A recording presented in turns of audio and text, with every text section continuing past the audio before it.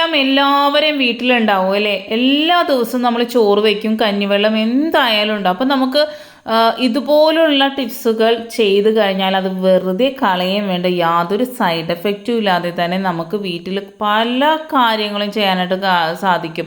നമ്മൾ കെമിക്കലൊന്നും ഉപയോഗിക്കാതെ തന്നെ നല്ല ക്ലീനിങ് ലോഷനായിട്ട് ഉപയോഗിക്കാൻ പറ്റും. അതുപോലെ തന്നെ നമ്മളുടെ ചെടികൾക്ക് എന്താണ് പറയുക, കായ്ഫലം ഉണ്ടാകാനായിട്ട് സഹായിക്കും. അങ്ങനെ പല കാര്യങ്ങൾക്ക് ഉപയോഗിക്കാനായിട്ട് സാധിക്കും കേട്ടോ. സിമ്പിൾ ടിപ്സ് ഈസി ലൈഫിലേക്ക് എല്ലാ കൂട്ടുകാർക്കും സ്വാഗതം.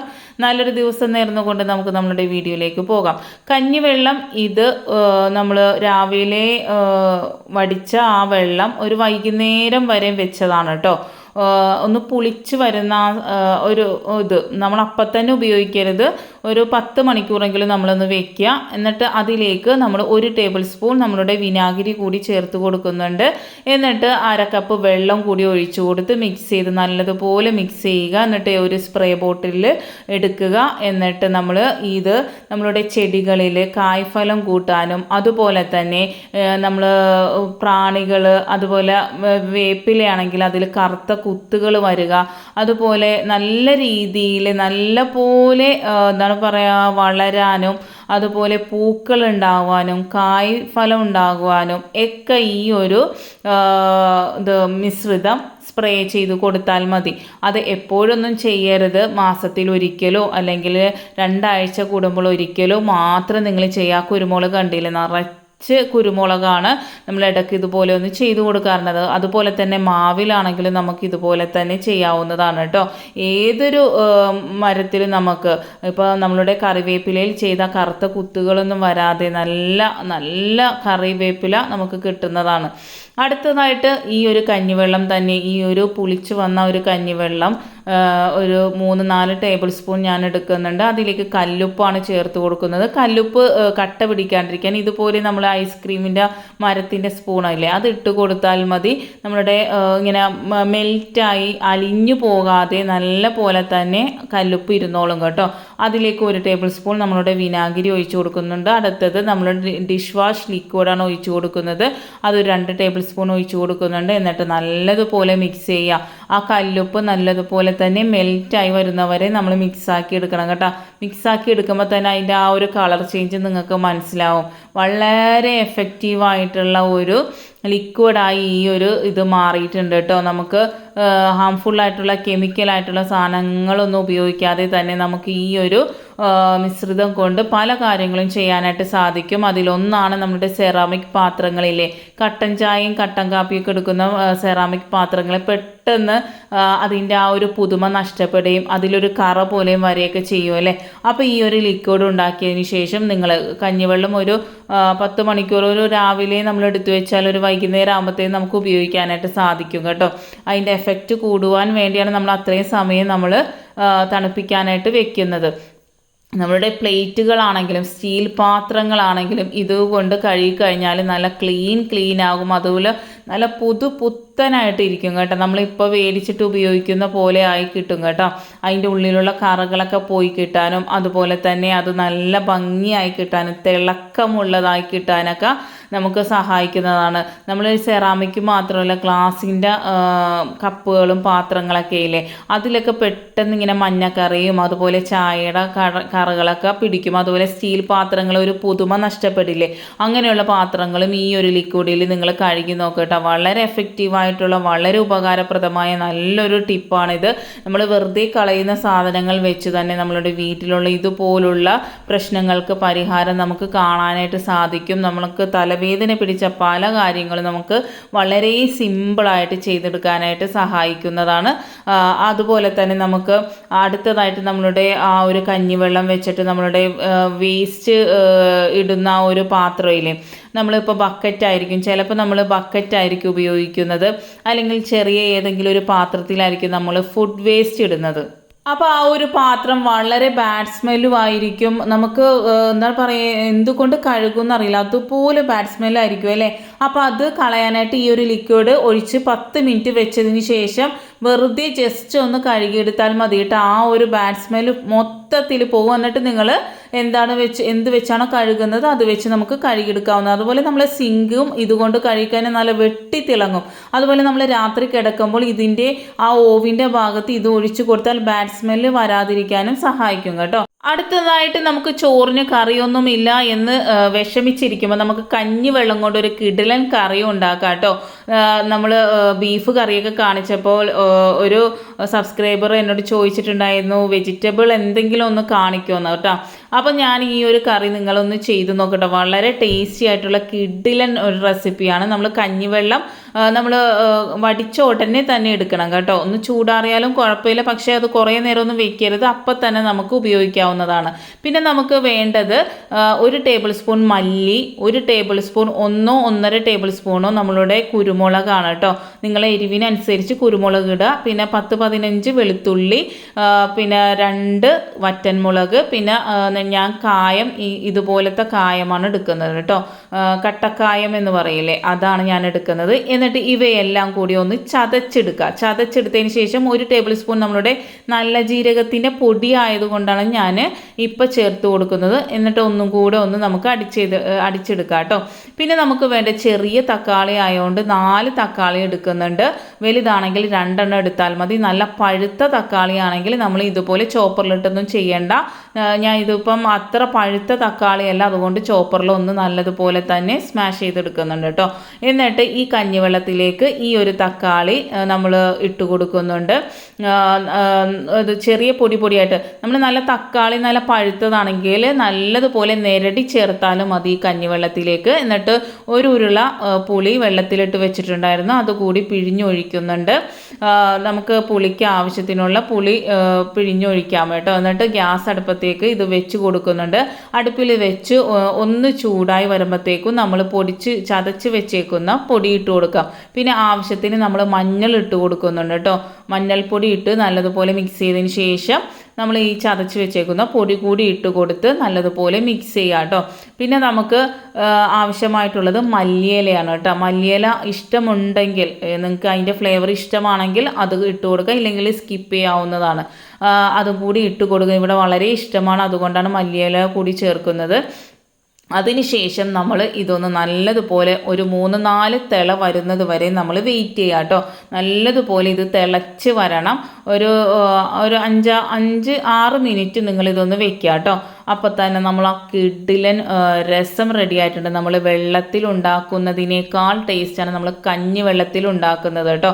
നമ്മളിത് കുടിച്ചാൽ ഇതുപോലെ കുടിച്ചാൽ തന്നെ വളരെ ടേസ്റ്റാണ്. ഇതൊന്ന് ഞാൻ താളിച്ചെടുക്കുന്നുണ്ട്. നമ്മൾ വെളിച്ചെണ്ണ ഒഴിച്ചു കൊടുത്ത് കടുകിട്ട് വറ്റൻമുളകിട്ട് നമ്മളുടെ കറിവേപ്പില കൂടിയിട്ട് നമ്മളെന്നും താളിക്കുന്ന പോലെ തന്നെ താളിച്ചും കൂടി എടുക്കുന്നുണ്ട്.